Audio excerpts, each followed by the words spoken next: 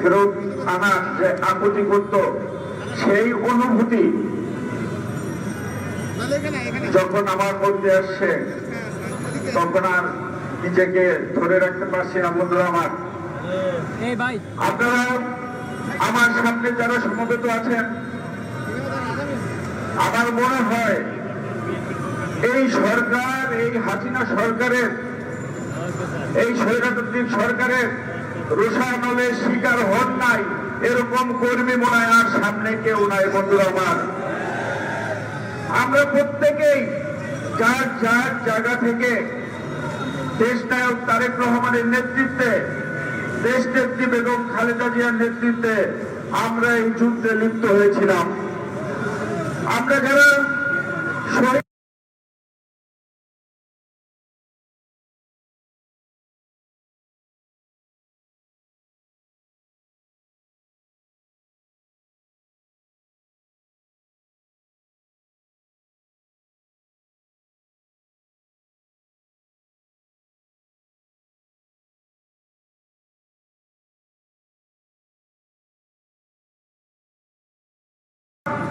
এই যুবক খুনের নেতৃত্ব দিয়েছেন, যাদের নেতৃত্বে আমার সহযোদ্ধা, আমার সহকর্মীরা খুন হয়েছেন, সেই সকল কর্মকর্তা কর্মচারীদেরকে আইনের আওতায় আনতে হবে। বন্ধুরা আমার, খুনি হাসিনা তার নির্দেশেই কিন্তু এই খুন হয়েছে।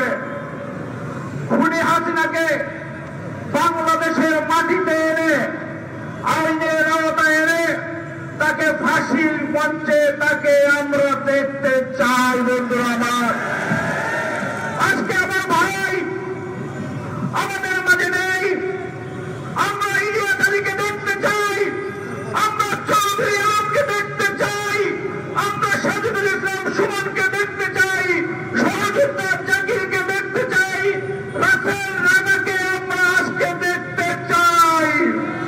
খুনি হাসিনাদের পালিয়ে গিয়ে তোমার রক্ষা হবে না, বাংলাদেশের মাটিতে এনে তোমার বিচার করা হবে বাংলাদেশের মাটিতে। বন্ধুরা আমার, আমরা একটু ধৈর্য ধারণ করব, আমরা বিরোধী দলে আছি। ইনশাল্লাহ আগামী দিনে এই নতুন বাংলাদেশে তারেক রহমান নেতৃত্ব দিবেন, তারেক রহমানের দেশের হাল ধরবেন, তখন সকল বিচার ব্যবস্থা কায়েম হবে ইনশাল্লাহ। আমি আপনাদেরকে শুধু বলতে চাই, গুম হয়েছিলাম, 1.5 বছর পরে জেলখানা থেকে বের হয়েছি।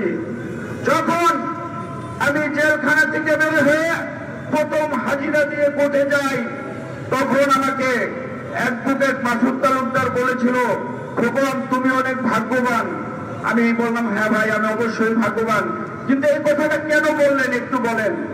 কয় তুমি যখন গুম হয়েছ, দেশনায়ক তারেক রহমান আমাকে 4 বার ফোন করেছে, আমার জীবনের এটাই ওনার প্রথম ফোন। তোমার জন্য উনি 4 বার ফোন করেছে, বলছে আপনি ডিবি অফিসে, র্যাব অফিসে যান, আপনার যদি কোনো ক্ষতি হয় আমি দেখব, কিন্তু আপনি খোকনের জন্য চেষ্টা করেন, খোকনকে আমরা কিভাবে ফেরত পাবো সেই চেষ্টাটা করেন। বন্ধুরা আমার, তার পরবর্তীতে আমি যখন হজে যাই, তখন বিএনপির সভাপতি মুকিত ভাই বলেছে, খোকন তুমি অনেক ভাগ্যবান। আমি বলি কেন ভাই ভাগ্যবান? বলে তোমার জন্য তারেক রহমান আমাকে 5 বার কাবা শরীফে পাঠিয়েছে, 5 বার উমরা করার জন্য। আল্লাহর কাছে যেন তোমাকে আমরা ফেরত পাই। বন্ধুরা আমার, আমরা সেই নেতার সৈনিক, সেই তারেক রহমানের সৈনিক। এই কথা শোনার পরে রাজপথে নামতে 1 সেকেন্ডের জন্য কখনো আমরা ভয় পাই নাই। বন্ধুরা আমার, আমরা আগামী দিনে সেই নেতার নেতৃত্বে যে কোনো পরিস্থিতিতে রাজপথে থেকে মোকাবিলা করব ইনশাআল্লাহ। সকলকে ধন্যবাদ। বাংলাদেশ জিন্দাবাদ।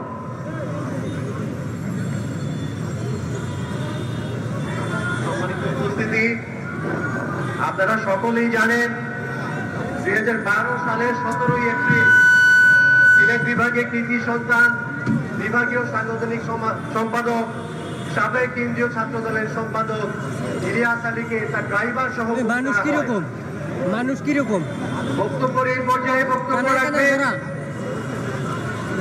সহধর্মিনী বিএনপি চেয়ারপারসন এর উপদেষ্টা বেগম তাহসিনা লুনা।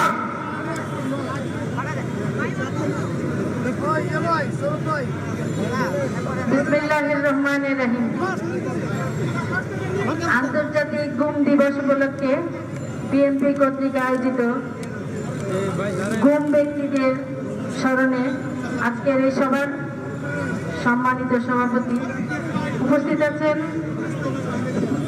বিএনপির সম্মানিত মহাসচিব জনাব ফখরুল ইসলাম আলমগীর, উপস্থিত আছেন বিএনপির স্থায়ী কমিটির সম্মানিত সদস্য জনাব আমির খসরু মাহমুদ চৌধুরী, উপস্থিত আছেন এই গুমেরই শিকার আমাদের আর একজন অন্যতম বিএনপির স্থায়ী কমিটির সদস্য জনাব সালাউদ্দিন আহমেদ সহ বিএনপির সর্বস্তরের নেতৃবৃন্দ এবং আজকে আমরা যারা গুমের শিকার হয়েছি সেই সমস্ত পরিবারের সদস্যবৃন্দ, আসসালামু আলাইকুম।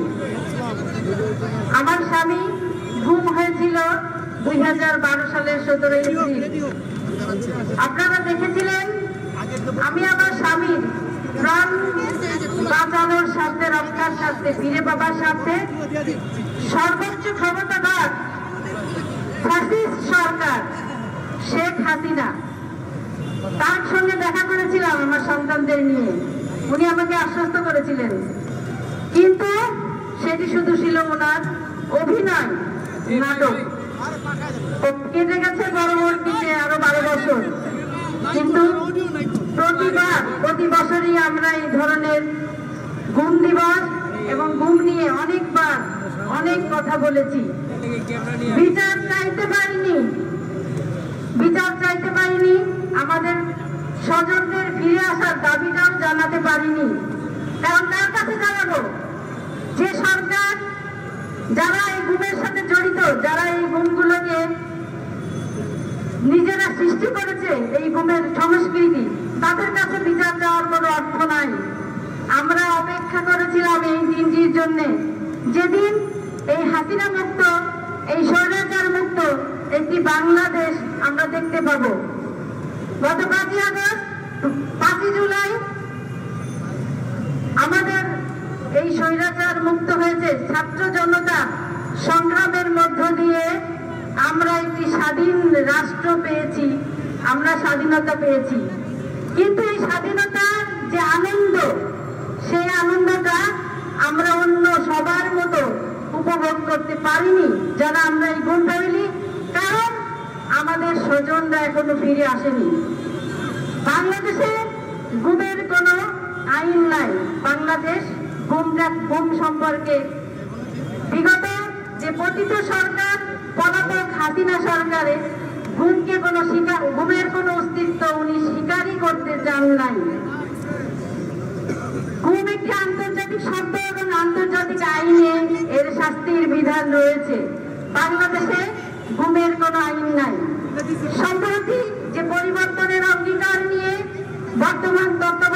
বর্তমান অন্তর্বর্তীকালীন সরকার গঠিত হয়েছে, সে সরকারের মাননীয় প্রধান উপদেষ্টা গুমের যে আন্তর্জাতিক সনদে স্বাক্ষর করেছেন, বাংলাদেশের সদস্য হিসেবে অন্তর্ভুক্ত হয়েছে। একটি কমিশন গঠন করেছেন। আমাদের প্রত্যাশা, আমরা কিন্তু অনেক দিন পার হয়ে গেছি, এর মধ্যেও কিন্তু আমরা 10, 15, 20 দিন পার হয়ে গেছি, কিন্তু আমাদের স্বজনরা কিন্তু কেউ ফিরে আসে নাই। তাদের কারোর কোনো অবস্থান সম্পর্কে আমরা জানতে পারিনি।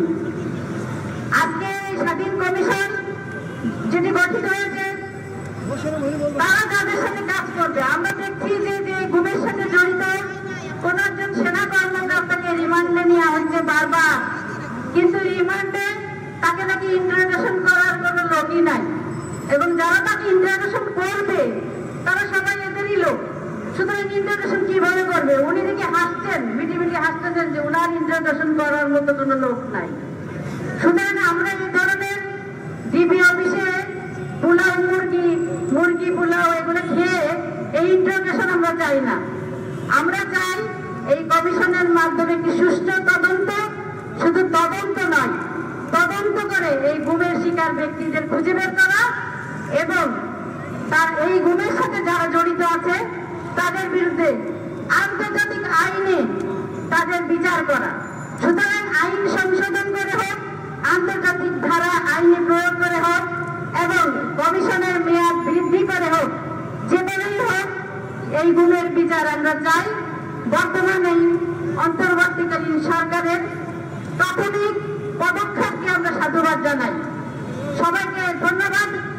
গুণকৃত সকল নেতৃবৃন্দ আমাদের মাঝে ফিরে আসুন এই প্রত্যাশা ব্যক্ত করে শেষ করছি। ধন্যবাদ সবাইকে। আসসালামু আলাইকুম।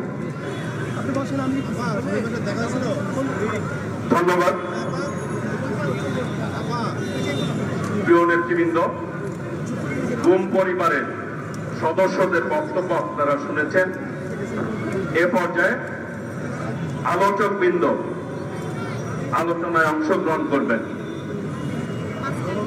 আন্তর্জাতিক গুম দিবস উপলক্ষে আজকের এই আলোচনা সভা বিএনপি সংহতি সভা। এ পর্যায়ে বক্তব্য রাখবেন প্রিয় ভাইরা, যিনি 61টি দিন গুম ছিলেন, আয়নাঘরে ছিলেন এবং 9টি বছর ভারতে নির্বাসনে ছিলেন। আপনারা এর আগে গুম পরিবারের সদস্যদের বক্তব্য শুনেছেন। আপনারা তাদের করুণ কাহিনী, তাদের কি অবস্থা, এইখানে যারা মিডিয়ার সাংবাদিক ভাইরা আছেন তারাও প্রত্যক্ষ করেছেন। প্রত্যেকটি খুনের বিচার বাংলাদেশের মানুষ চায়। এই খুনি হাসিনার বিচার বাংলাদেশের মাটিতে হোক। তাদের যারা আশ্রয় দিচ্ছেন তারাও কিন্তু এই খুনের অপরাধী হিসাবে বিবেচিত হচ্ছেন। কাজেই এ পর্যায়ে বক্তব্য রাখার আহ্বান জানাচ্ছে বিএনপি স্থায়ী কমিটির অন্যতম সদস্য, সাবেক মন্ত্রী, যিনি 61টি দিন আয়নাঘরে ছিলেন এবং 9 বছর ভারতের নির্বাসনে ছিলেন। সেই নির্যাতিত গুমের শিকার বিএনপির অন্যতম স্থায়ী কমিটির সদস্য জননেতা সালাউদ্দিন আহমেদ এ পর্যায়ে আলোচনায় অংশগ্রহণ করছেন।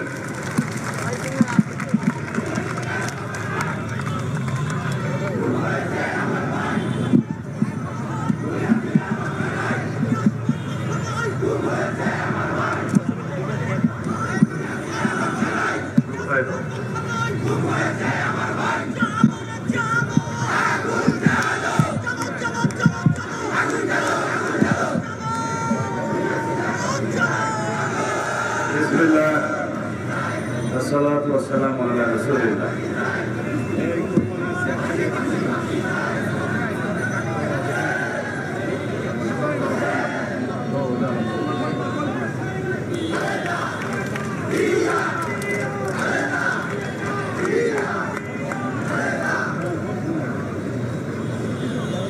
আন্তর্জাতিক গুম দিবস উপলক্ষে আয়োজিত আজকের এই আলোচনা সভায় সম্মানিত সভাপতি, বিএনপির সংগ্রামী মহাসচিব জনাব ফখরুল ইসলাম আলমগীর, উপস্থিত শ্রদ্ধেয় বড় ভাই স্থায়ী কমিটির অন্যতম সদস্য জনাব আমির খসরু মাহমুদ চৌধুরী, উপস্থিত নেতৃবৃন্দ, বিশেষ করে যাদের গুম করা হয়েছে, গুমের শিকার পরিবারের সদস্যবৃন্দ, ভাই ও বোনেরা, ইলেকট্রনিক এবং প্রিন্ট মিডিয়ার বন্ধুগণ, আসসালামু আলাইকুম ওয়া রাহমাতুল্লাহি ওয়া বারাকাতুহু। আমি বিশেষ করে সংবাদপত্র, ইলেকট্রনিক এবং প্রিন্ট মিডিয়ার কথা এই জন্যই উল্লেখ করেছি, আপনাদের সক্রিয় ভূমিকার কারণে আন্তর্জাতিক পরিমণ্ডলে আপনাদের যে বিষয়টি রাডারে রেখেছেন, আমার নিজের বিষয়টি, সেই কারণে আমি মনে করি আমার পুনঃ আবির্ভূত হওয়ার বিষয়টি ত্বরান্বিত হয়েছে। আমি প্রথমে আমার নিজের কথাগুলো বলে নেই, না হলে জনসভার ভাষণ যখন শুরু করব হয়তো বা আবেগপ্রবণ হয়ে যাব। 2015 সালের 10ই মার্চ রাত আনুমানিক 9টা থেকে 9:30 হবে উত্তরা 3 নম্বর সেক্টরের একটি বাড়িতে আমি অবস্থান করছিলাম। সাদা পোশাকের সশস্ত্র কিছু লোক নিজেদেরকে আইন শৃঙ্খলা বাহিনীর সদস্য পরিচয় দিয়ে আমাকে চোখ বেঁধে হাত বেঁধে উঠিয়ে নিয়ে যায়। আমি তখন বিএনপি এবং নির্দলীয় মুখপাত্র হিসেবে কাজ করছিলাম। তারা প্রায় 20 থেকে 25 মিনিট ড্রাইভ করে একটি জায়গায় নিয়ে আমাকে একটা গোপন কুঠুরিতে আবদ্ধ করে, যার আকার হবে 5 ফিট বাই 10 ফিট, এবং সেই রুমে একটা ছিদ্র ছিল শুধু পেশাব পায়খানার সুবিধার জন্য, আর একটি পানির ট্যাপ ছিল, নালার মতো জায়গা, একটা পাতলা কম্বল, একটা পাতলা বালিশ, উপরে হাই পাওয়ার লাইট, সামনে স্টিলের দরজা, নিচে একটু ফাঁকা খানা পিনা দেওয়ার জন্য। দরজার উপরে আরো একটু ফাঁকা ছিল বাতাস প্রবাহের জন্য, এবং বাইরে একটা প্যাডেস্টাল ফ্যান সার্বক্ষণিক চালু রাখতো যাতে ভিতরে বাতাস ঢোকে। এই ছিল বর্ণনা। আপনারা যারা আয়নাগরের বর্ণনা শুনেছেন, আয়নাগর নামটা একটি আমাদের সম্ভবত নেত্র নিউজ নামের একটি মিডিয়া এই নামকরণ করেছে। সে আয়নাগরের চাইতে অনেক বেশি ভয়াবহ এই বন্ধ প্রকোষ্ঠটি ছিল। আমি তাকে শুধু মৃত্যু গুহা বলে বলতে চাই, ডাকতে চাই। আমি জানি না কতটা আয়নাগর বাংলাদেশে ছিল, কাদের অধীনে ছিল, তবে আজকে আমি সবকিছু আমার বক্তব্য খোলাসা করে বলতে চাই। আয়নাগরের প্রধান খলনায়ক ছিল বেনজির এবং জিয়াউল হাসান। একজন চাকরিচ্যুত হয়েছে, গ্রেফতার হয়েছে। বন্ধু ইলিয়াসের পত্নী বলে গেছেন জিয়াউল হাসানকে কোনো ইন্টারোগেশন করা হচ্ছে না। আমি একমত। তখন কর্নেল ছিল, এখন বোধহয় মেজর জেনারেল পদোন্নতি দিয়ে তাকে রিটায়ার করে তারপরে তাকে গ্রেফতার করে একটা নাটক সাজাচ্ছে ডিবিতে, তাকে নিয়ে গেছে ইন্টারোগেশনের জন্য। কয়দিন? আপনারা সংবাদতন্ত্রের বন্ধুরা কেউ কি জেনেছেন জিয়াউল হাসান আজ পর্যন্ত কারো গুমের তার ভূমিকার কথা দায় স্বীকার করেছে? করে নাই। কারণ জিয়াউল হাসানের পিছনে যারা ফ্যাসিবাদকে রক্ষা করার জন্য, হাসিনাকে রক্ষা করার জন্য, ক্ষমতা দীর্ঘায়িত করার জন্য যারা কাজ করেছিল, তারা এখনো রাষ্ট্রের বিভিন্ন জায়গায় আসেন আছে। আমি বলতে চাই, সরিষার মধ্যে ভূত রেখে এই অন্তর্বর্তীকালীন সরকার কোনো কিছু অর্জন করতে পারবে না। জিয়াউল হাসানকে গ্রেফতার করা হয়েছে, এমন ভাবে তাকে ইন্টারোগেশন করা হোক আগামী 2-3 দিনের মধ্যে তার নেতৃত্বে বাংলাদেশে যত গুম খুন অপহরণ হয়েছে তার তথ্য নিতে সে যেন বাধ্য হয়। অন্যথায় জেনে রাখবেন, চাপ দিচ্ছি না সরকারের উপরে, ছাত্র জনতা এখনো আন্দোলনে আছে, তাদেরকে নিয়ে যথাযথ ইন্টারোগেশন করা হবে। বেনজির এই গুম খুনের জন্য একজন মহা খলনায়ক, হাসিনার দুঃশাসন টিকিয়ে রাখার জন্য যার ভূমিকা ছিল অপরিসীম, সে এখন কোথায়? তার তথ্য প্রকাশ করতে হবে। তাকে যেখানেই আছে বা পৃথিবীর যেই কোণাতে আছে সেখান থেকে টেনে হেঁচড়ে নিয়ে এসে আমাদের কাছে সুপর্দ করতে হবে, বাংলাদেশে তার বিচার করতে হবে। বিবি হারুন কোথায়? এই মনিরুল কোথায়? তাদেরকে জনতার সামনে উপস্থিত করতে হবে, গ্রেফতার করতে হবে, তদন্ত করতে হবে, ইন্টারভিউশন করতে হবে। শত শহীদের রক্তের অঙ্গীকার। আজান দিচ্ছে, আমি বন্ধ করলাম।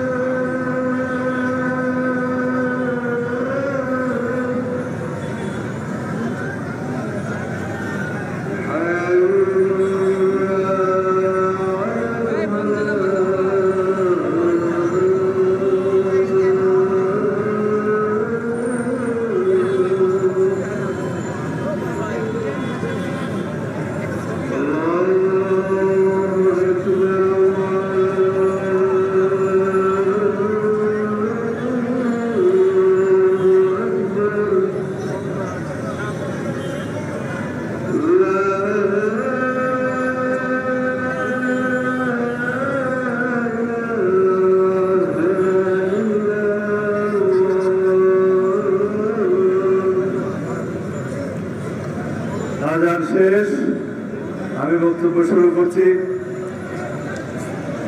আমি বক্তব্য সংক্ষিপ্ত করব, একটু পরেই নামাজ আরম্ভ হবে। আমি মনে করি এই গুম খুনের রাজত্ব যিনি কায়েম করেছিলেন, এই গুম খুনের রাজত্বের সবচাইতে দায়ী ব্যক্তি হচ্ছে শেখ হাসিনা। নাম্বার 1 থেকে শুরু করতে হবে। শেখ হাসিনা দিল্লি গিয়ে পালিয়ে আছে। আমি দাবি করছি দিল্লি সরকারকে শেখ হাসিনাকে বাংলাদেশের কাছে ফেরত দেন। আমরা বাংলাদেশে যত গুম খুন হয়েছে, মানবাধিকার হরণ হয়েছে, যত অপহরণ হয়েছে, যত বেআইনি আটক হয়েছে, যত শত সহস্র শহীদ মৃত্যুবরণ করেছে, আত্মদান করেছে, সবকিছুর জন্য তাকে দায়ী করে তার বিচার এই দেশে করা হবে। যদি কোনো কারণে ফেরত আমরা না আনতে পারি, আন্তর্জাতিক অপরাধ আদালতে বিচার করা হবে। জাতিসংঘের একটি তথ্য অনুসন্ধানী দল বর্তমানে ঢাকায় অবস্থান করছে। আমি আহ্বান করছি জাতিসংঘের কাছে, মানবাধিকার কমিশনের কাছে, আপনারা একটি তদন্ত পরিচালনা করেন আন্তর্জাতিক মানের, যেই তদন্তের গ্রহণযোগ্যতা সারা পৃথিবীব্যাপী হবে, সেই তদন্তের ভিত্তিতে তার ব্যবস্থা করা হবে। বাংলাদেশের অন্তর্বর্তীকালীন সরকারের কাছে একটি অনুরোধ, সাবেক সেনাপ্রধান জেনারেল আজিজ বাংলাদেশে বহু গুম খুনের নায়ক, তাকে গ্রেফতার করতে হবে অবিলম্বে। কেন এখনো মুক্ত বাতাসে বসে আছে? গ্রেফতার করতে হবে সাবেক আইজি, ওর যেন কি নাম, না চৌধুরী আব্দুল্লাহ আল মামুন নাকি কি যেন, এই আব্দুল্লাহ আল মামুন বেনজিরের অধীনে সেকেন্ড ম্যান ছিল না? আমেরিকার সে স্যাংশন পেয়েছে না? এখন মুক্ত বাতাসে ঘুরে বেড়াচ্ছে।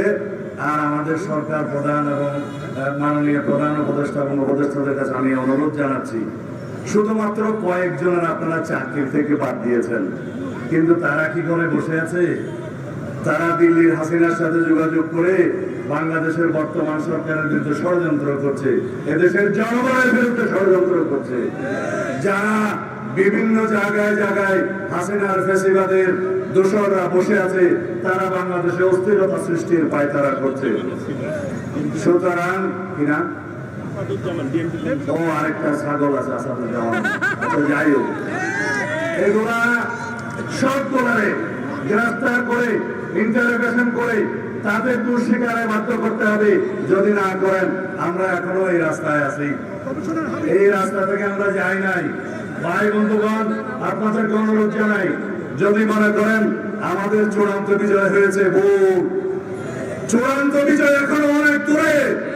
যেদিন গণতান্ত্রিক ভাবে নির্বাচিত একটি জাতীয় সংসদ বসবে, গণমানুষের জন্য আকাঙ্ক্ষিত সকল সংস্কার করে একটি প্রকৃত সাম্যের ভিত্তিতে বৈষম্যহীন অসাম্প্রদায়িক প্রকৃত আইনের শাসনের গণতান্ত্রিক রাষ্ট্র নির্মাণ হবে, সেই দিন আমাদের বিজয় অর্জিত হবে। সুতরাং রাস্তায় থাকতে হবে, আন্দোলনরত থাকতে হবে, এই সমস্ত ক্রিমিনালদেরকে গ্রেফতার করে তাদের বিচারের ব্যবস্থা করতে হবে। আমরা অন্তর্বর্তীকালীন সরকারের হাতকে শক্তিশালী করতে চাই, তাদেরকে আমরা সহযোগিতা করতে চাই। আমরা বলতে চাই, আপনারা আরে এতগুলো ছোটখাটো কি নাম বলবো, আমরা তাদেরকে সহযোগিতা করতে চাই যাতে এই দেশের মানুষ দেখে যেতে পারে বাংলাদেশে সকল খুনের বিচার হয়েছে। এদেশের মানুষ দেখে যেতে পারে সকল শহীদের প্রতি ফোঁটা রক্তের আমরা বিচার করতে পেরেছি। এদেশের মানুষ দেখে যেতে চায় এই অন্তর্বর্তীকালীন সরকার বাংলাদেশের এই স্বাধীনতার জন্য, নতুন বিজয় দিবসের জন্য যারা রক্তদান করেছে তাদের অঙ্গীকারের প্রতি শ্রদ্ধা পোষণ করেছে। সুতরাং আমি আর বক্তব্য দেব না। আপনারা যারা নাম নেওয়ার জন্য আমাকে অনুরোধ করেছেন, এই পিছিয়ে হারুন কারণ বিপ্লব এগুলোর নাম কি আমাদের মুখে নেওয়া উচিত?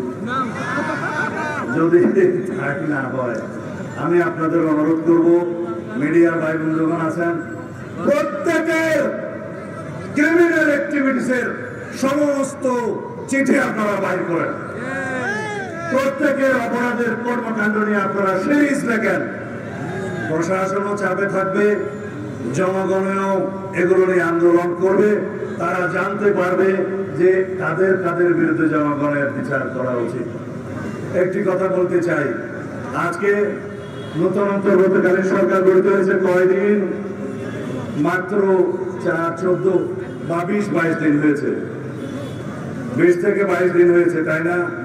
8 তারিখ আর আজকে হচ্ছে 30 তারিখ, 22 দিন 23 দিন হয়েছে।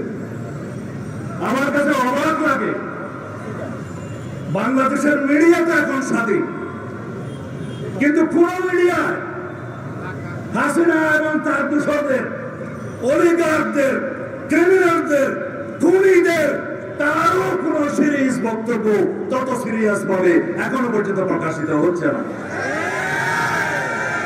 মিডিয়া মালিকদের অনুরোধ করব, বিগত ফেসিবাদের অনেক দালালি করেছেন অনেকে, নাম ধরে ধরে বলতে চাই না, সবাই জানেন।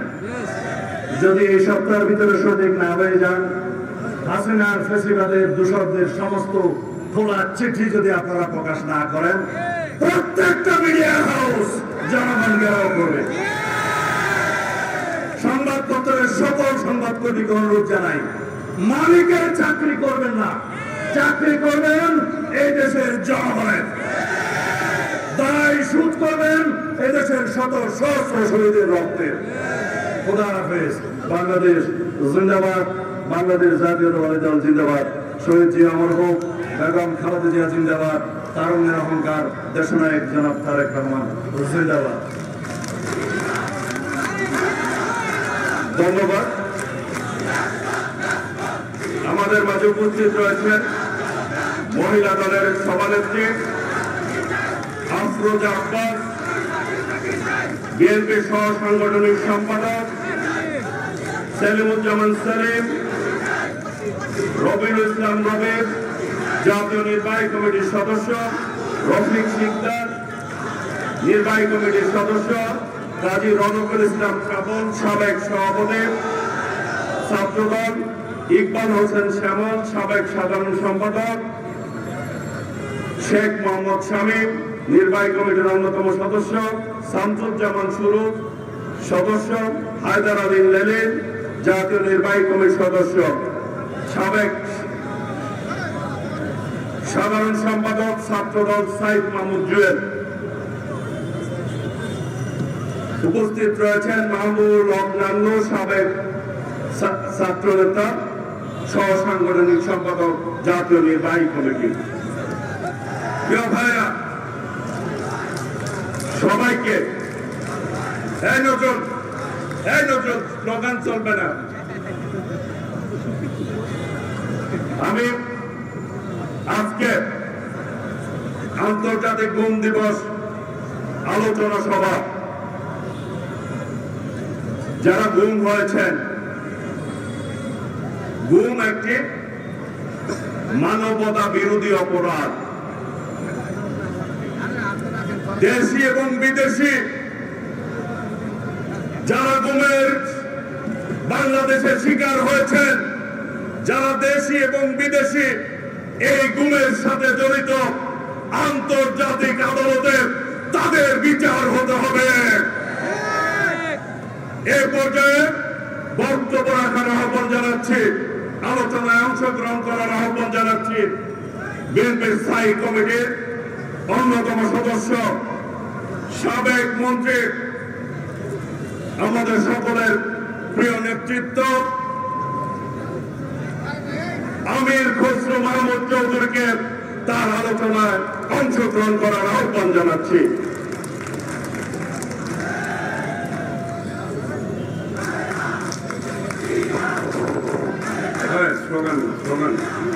এখানে স্লোগান দেওয়ার দরকার নেই তো, আলোচনা সভা। বসো বসো বসো। বিসমিল্লাহির রহমানির রহিম। বিশ্ব গুম দিবস উপলক্ষে আয়োজিত আজকে আলোচনা সভার সভাপতি আমাদের প্রিয় নেতা সংগ্রামী মহাসচিব মির্জা ফখরুল ইসলাম আলমগীর, স্থায়ী কমিটির অন্যতম সদস্য জনাব সালাউদ্দিন আহমেদ, গুম পরিবারের সদস্যবৃন্দ, যারা গুম হয়েছে তাদেরও কেউ কেউ এখানে আছেন, তাদের সহ উপস্থিত সুধীমণ্ডলী, আসসালামু আলাইকুম। এখানে যারা গুম পরিবারের আছেন, বহুদিন বহু অপেক্ষা করে তারা পরিবারের সদস্যদের আশায় অপেক্ষায় দিন গুনছে। এই যে ছোট মেয়েগুলো সদস্যরা যে কথাগুলো বলেছে, হৃদয় বিদারক একটি জায়গায় আমরা এসে পৌঁছেছে বাংলাদেশ। এই কি হলো? এই চুপ করো, বসো বসো। এই পরিবারগুলো সদস্যদের তাদের যন্ত্রণা, তাদের অপেক্ষা, তাদের সমস্যা একটি অবসান ঘটাতে হবে। এই পরিবারগুলোর এই অধ্যায়ের একটা পরিসমাপ্তি ঘটতে হবে। তারা আজীবন এই যন্ত্রণা, এই যে দুঃখ,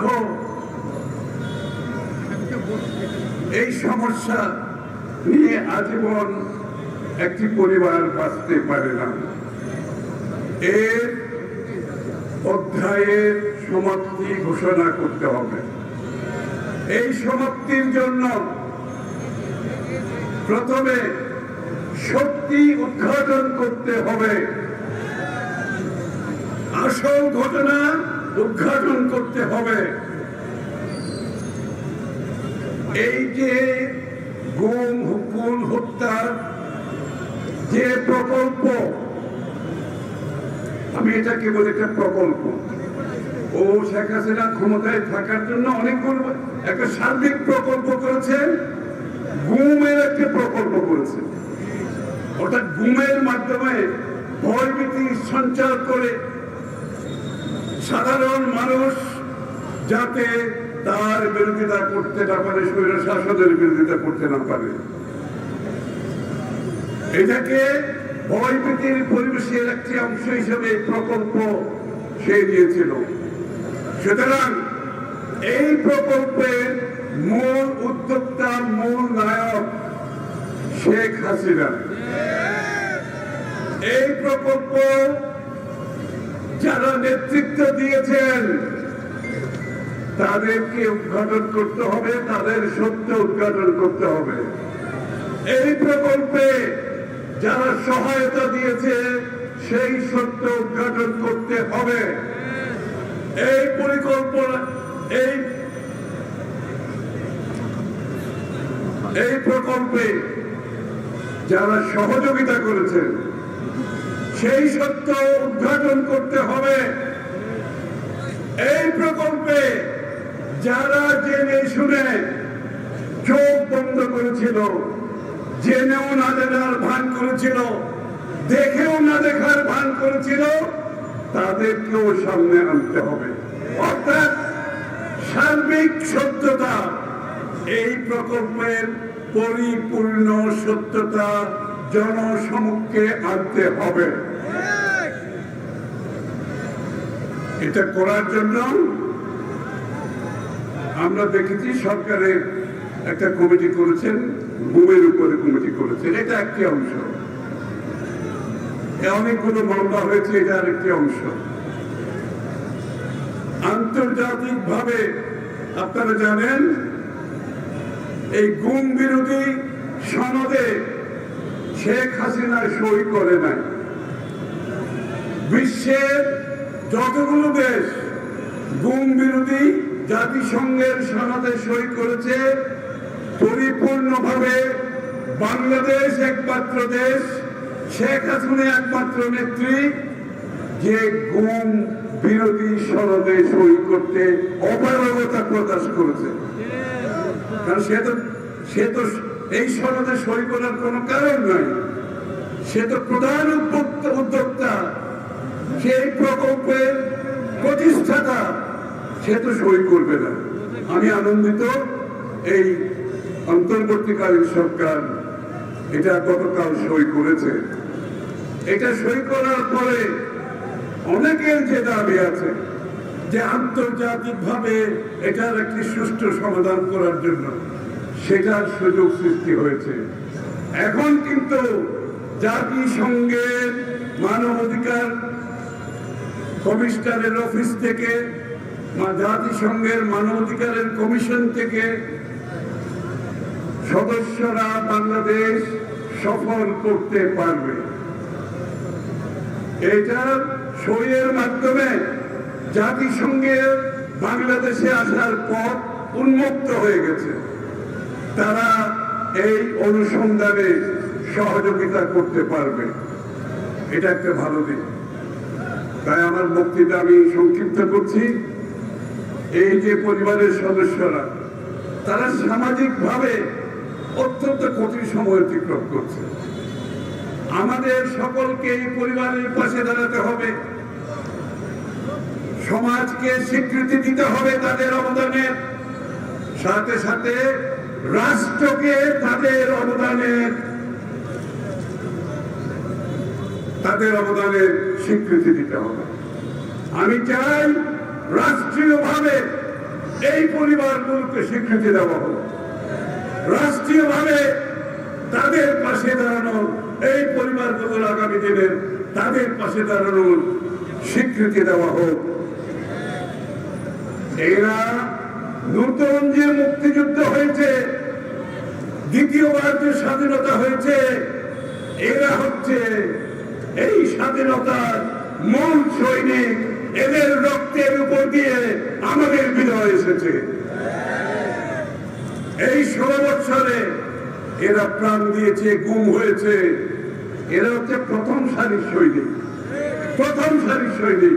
সুতরাং স্বীকৃতি দিতে হলে প্রথমে যারা জীবন দিয়ে আজকে গুম হয়েছে তাদেরকে আমাদেরকে সেই স্বীকৃতি দিতে হবে। সবাইকে ধন্যবাদ। আমাদের মাঝে উপস্থিত রয়েছেন হেলেন জেরিন খান, সহশিক্ষা বিষয়ক সম্পাদক, লিটন মাহমুদ, সাবেক যুগ্ম আহ্বায়ক মহানগর দক্ষিণ, সালাউদ্দিন ভুইয়া শিশির, জাতীয় নির্বাহী কমিটির সদস্য, হাজী মনির হোসেন, মহানগরের সাবেক যুগ্ম আহ্বায়ক দক্ষিণ। প্রিয় ভাইরা, আলোচনার শেষ পর্যায়ে আমি বলতে চাই, অনেকে সালাউদ্দিন ভাই যে কথাটি বলেছে, মিডিয়া ভাইরা, আওয়ামী লীগের এই 17 বছরে 16 বছরের যে নির্যাতন নিপীড়ন, কথা অনেকেই ঠিকভাবে লিখছেন না। বিএনপি এবং আওয়ামী লীগ মুদ্রার এপিট ওপিট অনেকেই বলতে চান। আমাদের নেতা স্বাধীনতার ঘোষক। বিএনপি বাকশাল থেকে বহুদলীয় গণতন্ত্র দিয়েছে। দেশনেত্রী বেগম খালেদা জিয়া 9 বছর আন্দোলন করে বাংলাদেশে গণতন্ত্র দিয়েছে। যতবার গণতন্ত্র মুখ থুবড়ে পড়েছে, বিএনপি সেই গণতন্ত্র পুনরুদ্ধার করেছে। কাজেই বাংলাদেশে বিএনপি আওয়ামী লীগ এক জিনিস না। আওয়ামী লীগ ফ্যাসিবাদ সৃষ্টি করেছে, ফ্যাসিবাদ দল, বাকশালী দল। কাজেই যারা বলে বুঝে শুনে বলবেন। বিএনপি এই 17 বছরে আজকে আপনারাই দেখেছেন এই মঞ্চে কতগুলি গুম হয়েছে, কত নির্যাতন ভোগ করেছে। এ পর্যায়ে বক্তব্য রাখার আহ্বান জানাচ্ছি আজকে সভার সভাপতি দেশনেত্রী বেগম খালেদা জিয়া, বিএনপির ভারপ্রাপ্ত চেয়ারম্যান দেশনাথ তারেক রহমানের আস্থাভাজন, সাবেক মন্ত্রী, বিএনপির বিপ্লবী মহাসচিব, আজকের সভার সভাপতি জনতা মির্জা ফখরুল ইসলাম আলমগীরকে তার বক্তব্য রাখার আহ্বান জানাচ্ছি।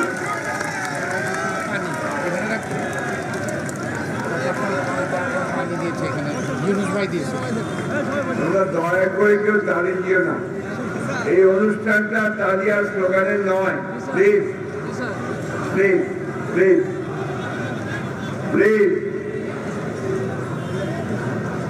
বিসমিল্লাহির রহমানির রহিম। বিএনপি আয়োজিত আজকে এই আন্তর্জাতিক গুম প্রতিরোধ দিবস উপলক্ষে আয়োজিত সভার প্রধান অতিথি, যেসব পরিবার আজকে গুম হয়ে গেছে তাদের সদস্যরা, ওই যে দেখুন ওইখানে একটা শিশু, সে ছবি তুলছে। ওই কোণে একটা 6 বছরের বাচ্চা আছে। এইখানে আমার পাশে বসে আছে ইলিয়াস আলীর ছেলে। এরা দীর্ঘ 6, 5, 12 বছরে তাদের বাবা, ভাই, সন্তানদের খুঁজে পায় না, গুম হয়ে গেল। এরাই আজকে আমাদের প্রধান অতিথি। আমাদের জাতীয় স্থায়ী কমিটির সম্মানিত সদস্যবৃন্দ, একজন সদস্য আছেন যিনি গুম হয়ে গিয়েছিলেন, পরে আবার কি ভয়াবহ, তাকে ভারতে ফেলে দেওয়া হয়েছে, সেখানে থেকে 9 বছর থাকতে হয়েছে। আমি যখন কালকে একসাথে গাড়িতে করে ফিরছি প্রধান উপদেষ্টার অফিস থেকে, কামাল আতাতুর্কের রাস্তায় ঢুকে উনি বললেন যে এই বিল্ডিং গুলো কি এখানে আগে ছিল? 9 বছরে ওনার জীবন থেকে চলে গেছে। আমাদের ইলিয়াস আলী, এই যে ভাবি এখানে বসে আছেন, প্রতি মুহূর্তে উনি আশা করেন, উনার মেয়েটা আশা করে, উনার ছেলেরা আশা করে ইলিয়াস আর বোধহয় ফিরে আসবে, ফিরে আসে না। ওখানে অনেকগুলো বাচ্চা আছে, তাদের সন্তানেরা আছে, তাদের স্ত্রীরা আছে, স্বজনরা আছে, যারা হাহাকার করে যে আমাদের প্রিয়জনকে ফিরিয়ে দাও। দীর্ঘ 12 বছর হয়ে গেছে, এখন পর্যন্ত তারা তাদের প্রিয়জনদের খুঁজে পায় না। বন্ধুগণ, আল্লাহর কাছে অশেষ শুকরিয়া জানাই যে ছাত্র জনতা বিপ্লবের মধ্য দিয়ে, আন্দোলনের মধ্য দিয়ে, এই বিএনপি নেতা কর্মীদের আত্মত্যাগের মধ্য দিয়ে 15 বছর ধরে যাত্রা করেছে, তার মধ্য দিয়ে এই দেশটি একটা ভয়াবহ দানবের হাত থেকে মুক্তি পেয়েছে, ফ্যাসিবাদের হাত থেকে মুক্তি পেয়েছে, এবং আপাতত আমরা প্রাণ খুলে নিঃশ্বাস নিতে পারছি। প্রিয় বন্ধুগণ, আজকের এই সভাটি একটি বিশেষ সভা। বাংলাদেশের আমরা এই বিষয়টা জানতাম না, অ্যারেস্ট হওয়া জানতাম, হত্যা করা জানতাম, কিন্তু গুম করে দেওয়া এটা আমাদের জানা ছিল না। এমনকি আমরা যারা দীর্ঘকাল ধরে রাজনীতির সঙ্গে সম্পৃক্ত আছি, আমরা বাংলাদেশে সে স্বাধীনতা যুদ্ধই বলেন বা এখনই বলেন, আমরা কখনো দেখিনি। এই আওয়ামী লীগ তারা রাষ্ট্র ক্ষমতায় আসার পরে এই আইন শৃঙ্খলা রক্ষাকারী বাহিনী রাষ্ট্রীয় যন্ত্রকে ব্যবহার করে তাই ভয়াবহ মানবতা বিরোধী যে অপরাধ, সে অপরাধ তারা সংঘটিত করেছে। আমি বক্তব্য দিকেও করবো না। আমার প্রত্যেক বছর যখন এদের সঙ্গে আমি এসে দাঁড়াই, সেই শিশুটার হাত ধরে যখন দাঁড়াই, যখন সঞ্জিতার পাশে এসে দাঁড়ায়, এই মেয়েগুলো আমার সামনে আসে, আমি পিতা হিসেবে, অভিভাবক হিসেবে আমি খুবই ভারাক্রান্ত হয়ে যাই। এদের সামনে আমরা কিভাবে দাঁড়াবো, কি জবাব দেব তাদের কাছে? জবাব নেই।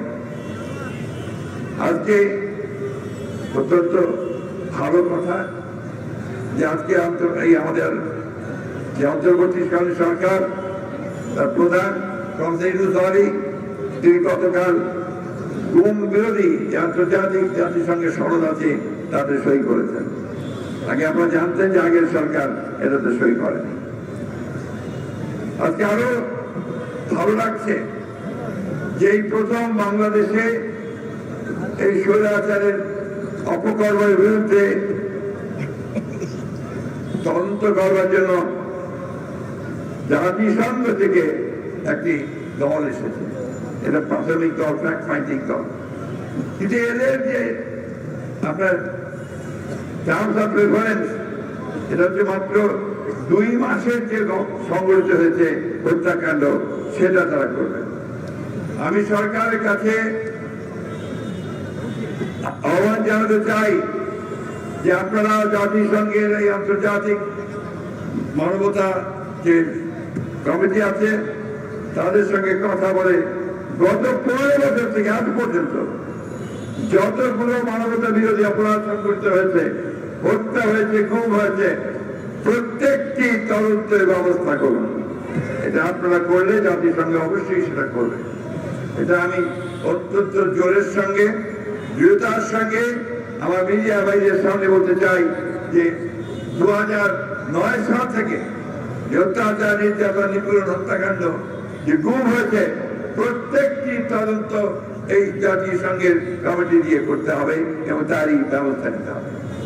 আমি ধন্যবাদ জানাতে চাই আমাদের এই অন্তর্বর্তীকালীন সরকারকে যে গতকাল তারা একটা কমিশন তৈরি করেছেন গুম বিষয়টাকে আপনার ইনভেস্টিগেট করার জন্য। এটা একটা ভালো উদ্যোগ। একই সঙ্গে আজকে আমি আহ্বান জানাতে চাই এই সরকারকে যে আপনারা প্রত্যেকটি গুম হওয়া পরিবারকে তাদেরকে ভাতা দেওয়ার ব্যবস্থা করেন। কারণ আমি জানি এখানে অনেক পরিবার আছে যারা অনেক কষ্ট করে তাদের পরিবার চালাচ্ছে, ছেলেদের মানুষ করছে, স্কুলে পড়াচ্ছে।